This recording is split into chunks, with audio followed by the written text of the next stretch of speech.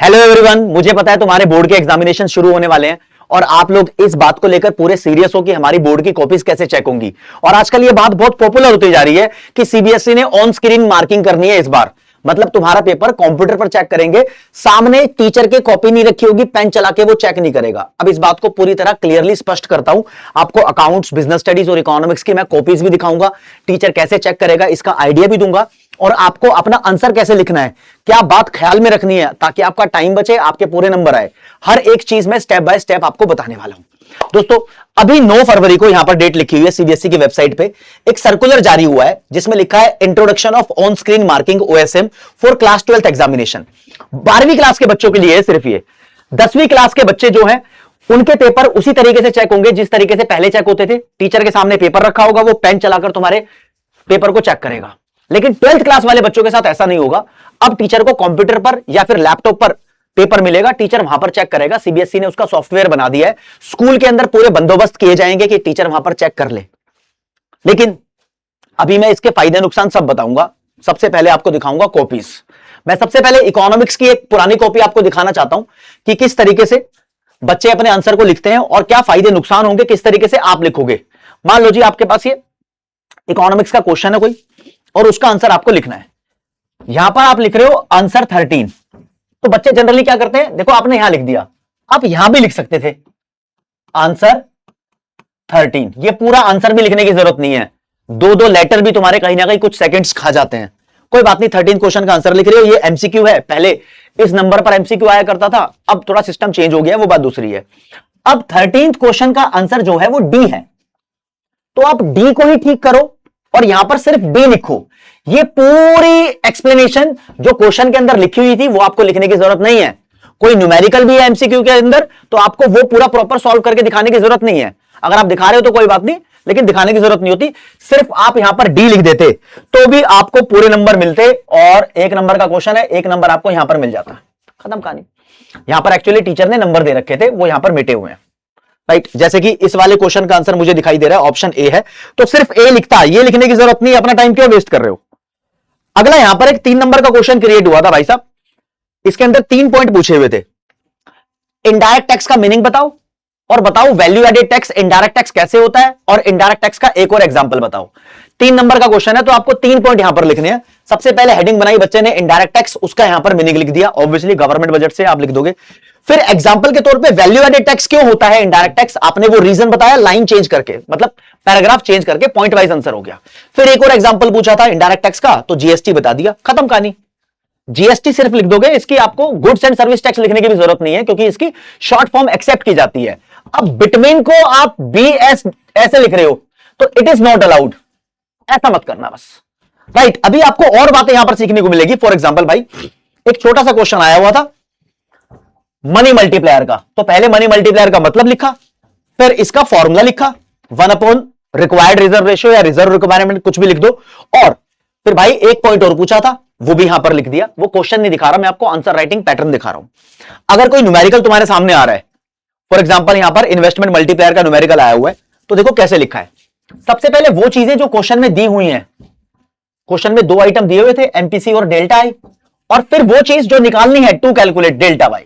इससे बच्चा बहुत क्लियर हो गया कि जो गिवन है और जो निकालना है, इससे तुम ही क्लियर हो जाते हो, गलती करने की आशंका नहीं होती।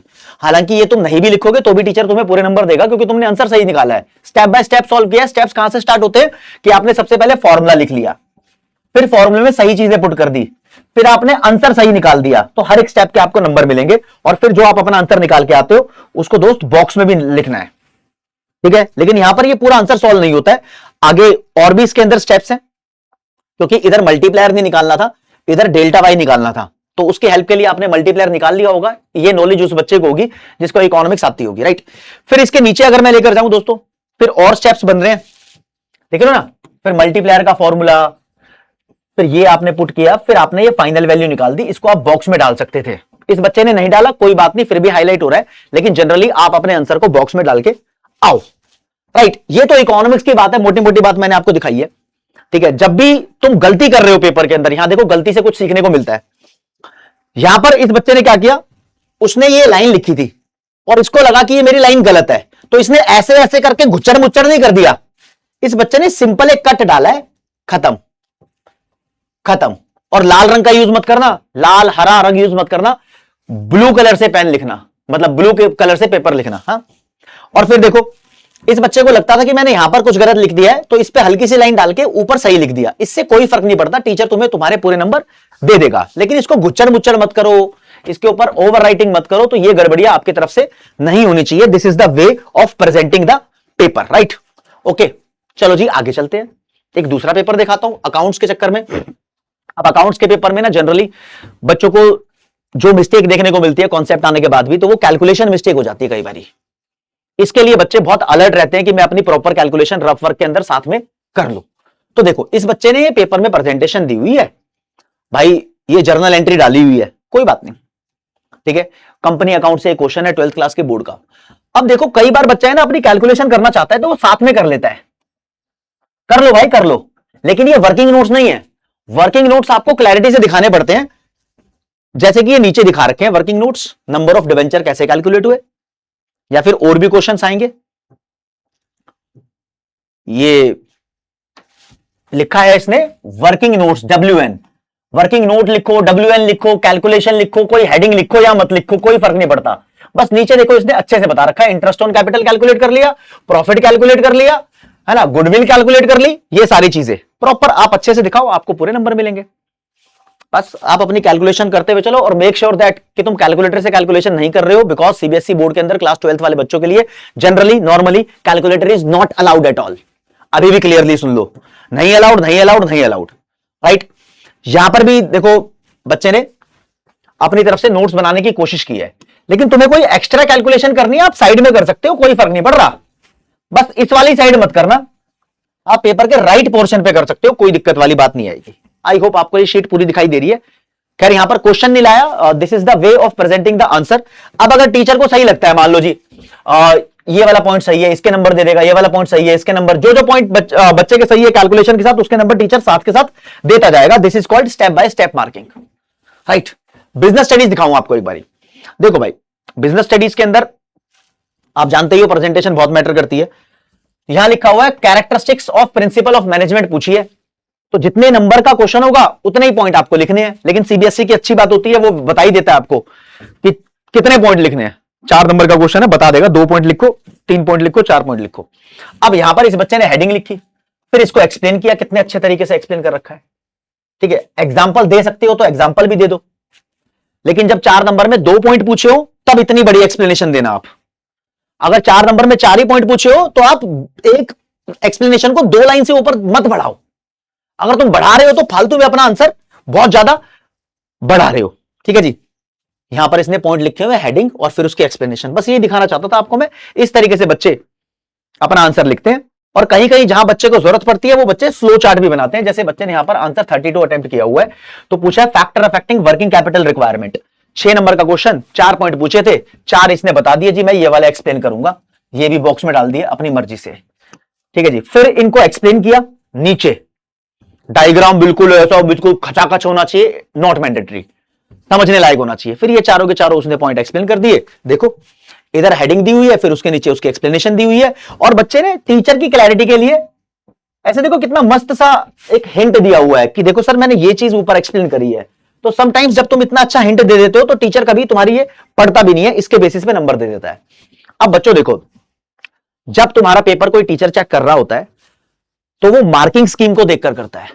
टीचर के सामने आंसर की रखी होती है, उसमें ही स्टेप्स लिखे होते हैं किस स्टेप के कितने नंबर देने हैं।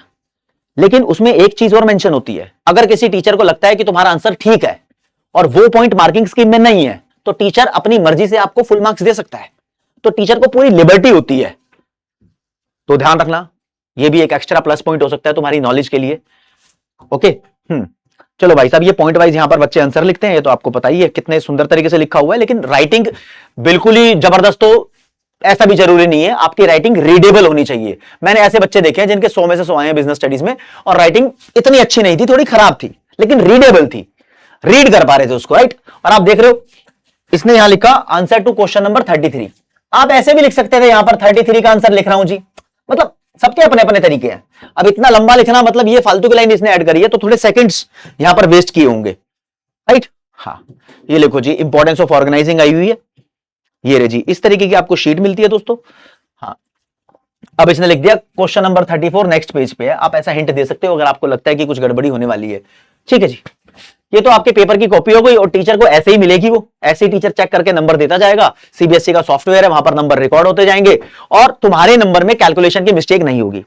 जैसे बच्चों को कभी पहले लगता था कि यार हो सकता है मेरे कम नंबर आए हैं, रिजल्ट के बाद लगता है कि यार मेरे कम नंबर आए हैं, टीचर ने शायद मेरा कोई आंसर चेक नहीं किया, या टीचर ने मेरे मार्क्स टोटल किए होंगे तो टोटलिंग में गड़बड़ी कर दी, ऐसा हो सकता था। अब कोई गड़बड़ी नहीं होगी। सीबीएसई चाहता है कि हम ये वेरिफिकेशन ऑफ मार्क्स का सिस्टम खत्म कर दें।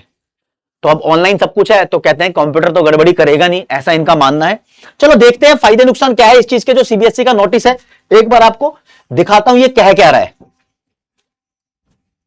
ये लो जी, ये सीबीएसई का पूरा पूरा नोटिस यहां पर खोल दिया और यहां पर कहना है जी इनका कि हम ऑन स्क्रीन मार्किंग करेंगे, मतलब ऑनलाइन कॉपी चेक करेंगे सिर्फ क्लास 12th के लिए, 10वीं क्लास के लिए ऑनलाइन कॉपी चेक नहीं होगी। अच्छा जी, इसके कुछ बेनिफिट्स गिनाने की कोशिश की है इन्होंने, जो मेन मेन चीजें हैं वो मैं आपको दिखाऊंगा।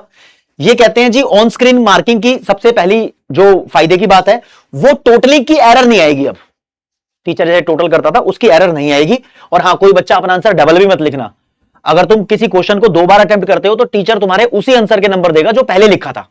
अब पहले सही था गलत था कुछ मैटर नहीं करता, चाहे बाद का सही हो तुम्हारा, बाद वाला चेक ही नहीं करेगा, पहले वाले ही चेक करेगा। फॉर एग्जांपल आंसर नंबर 10 आपने अटेम्प्ट किया जैसा भी लिखा है, दोबारा आपने आंसर नंबर 10 अटेम्प्ट कर दिया तो पहले वाला ही चेक करेगा, सही गलत जो भी होगा।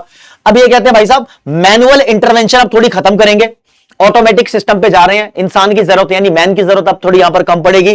फास्टर कॉपी चेकिंग हो पाएगी, फास्टर कॉपी चेकिंग हो पाएगी। और भाई साहब teacher can remain in their school, teacher अपने स्कूल में ही रहेंगे रेगुलर ड्यूटी पे तो कोई प्रॉब्लम नहीं आएगी। टीचर को एक स्कूल से दूसरे स्कूल में ट्रांसपोर्ट नहीं किया जाएगा तो खर्चे भी थोड़े से कम होंगे, सीबीएसई के कॉस्ट वगैरह भी। और कहता है जी रिजल्ट के बाद जो वेरिफिकेशन ऑफ मार्क्स होगी अब ये कोई रिक्वायरमेंट नहीं होगी इसके। ये थोड़े थोड़े इसके फायदे हैं। और स्कूल को बोल दिया डिजिटल इवेल्युएशन है तो थोड़ा इन्वायरमेंट फ्रेंडली है, ऐसा बोलने की कोशिश कर रहा है। लेकिन स्कूल को क्या बोला है, schools are requested to ensure basic things. क्या क्या बेसिक थिंग्स है भाई, स्कूल को बोला है जी आपके पास कंप्यूटर लैब होनी चाहिए या फिर कुछ लैपटॉप और कंप्यूटर अवेलेबल होने चाहिए, इंटरनेट होना चाहिए आपके पास ये वाली ऐप होनी चाहिए एडोबी रीडर की कॉपी चेक करने के लिए, और भाई इंटरनेट कनेक्टिविटी रिलायबल होनी चाहिए, और बिजली पावर सप्लाई कभी इंटरप्शन नहीं आनी चाहिए, बिजली जानी नहीं चाहिए जिससे कि घपला उपला हो सके। कुछ भी नहीं होने देगा सीबीएसई। तो बहुत ही अच्छा कदम है, एक ऑटोमेटिक दुनिया की तरफ जा रहे हैं, ऑटोमेशन सब लोग देख रहे हैं। लेकिन 10वीं क्लास में इसको लॉन्च इसलिए नहीं किया जा रहा है, मुझे लगता है कि एक पायलट प्रोजेक्ट होगा सीबीएसई का, वो 12th क्लास में इसको करने की कोशिश कर रही होगी। अगर सक्सेसफुल हो जाता है तो वो इसको अगले साल 10वीं क्लास में भी करेगी, क्योंकि इनका मानना है भाई साहब जो सीबीएसई का पेपर देते हैं वो अराउंड 46 लाख स्टूडेंट्स एस्टिमेट किए गए हैं, 46 लाख के आसपास बच्चे होते हैं जो पेपर देते हैं। तो इनको कहीं ना कहीं टाइम बचाना ही था। और भाई साहब जो भी तुम्हारा दिक्कत डाउट परेशानी है वो आप यहां पर लिखो, live chat comment section, live chat तो नहीं है क्योंकि रिकॉर्डेड वीडियो है, आप कमेंट सेक्शन में लिख सकते हो, हमें बता सकते हो। आपकी फुल फ्लैश तैयारी की हमने गारंटी ले ली है दोस्तों, चाहे वो आपका फिजिकल एजुकेशन हो, अकाउंटेंसी हो, मैथमेटिक्स हो, इंग्लिश हो, इकोनॉमिक्स हो, बिजनेस स्टडीज हो, हम धुएं की तरह सारे कॉन्सेप्ट उड़ा देंगे, बहुत बढ़िया तरीके से तुम्हारे दिमाग में बसा देंगे। पूरा स्केड्यूल्ड वगैरह हर एक चीज आपको धीरे धीरे पता लगेगी। कॉमर्स वाला भाई पीडब्ल्यू हमेशा आपके साथ रहता है, सदैव रहता है, तत्पर आपकी सेवाओं में हाजिर है। बोर्ड वाले बच्चों के लिए, कॉमर्स वाले बच्चों के लिए उनकी रिक्वायरमेंट के हिसाब से सब कुछ करता है। और ऐसे ही हम सीयूईटी के लिए भी और आने वाले टाइम पर आपके करियर की काउंसलिंग के लिए भी तैयार रहेंगे। थैंक यू सो मच दोस्तों।